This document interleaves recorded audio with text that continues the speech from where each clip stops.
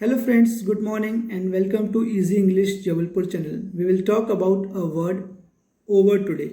Over is a word which can be used in the form of preposition and in the form of adverb as well. So we will see both the ways. Let's take it in the form of preposition. We will share some examples with you which will help you out to understand the meaning of over. So let's take first example. There were many dust sheets covered over the furniture. That means there were many dust sheets covered over the furniture. That means there were dust sheets were spread out to save the furniture from the dust. My friend is over age. He could not enter into the examination. That means his age is more than the given age in the eligibility criteria. We sat for a long time over the dinner with them. That means we sat for a long time over the dinner with them. That means during the dinner we sat with them for a long time. Now let's take it in the form of adverb. When you take it in the form of adverb, it can be used in many ways.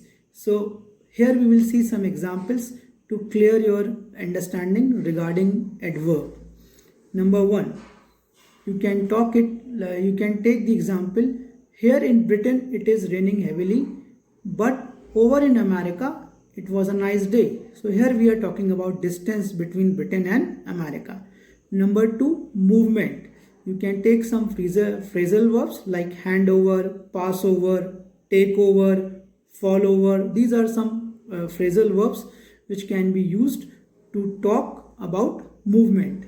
Next is finished. The war is over now and all your troubles are over. That means war is finished and your troubles are also finished. Now there will be no problem in your life. Next, you can also use over to talk about remaining things. Let's take an example. You can say, I have paid the bill and have 3 pounds over. That means 3 pounds are left.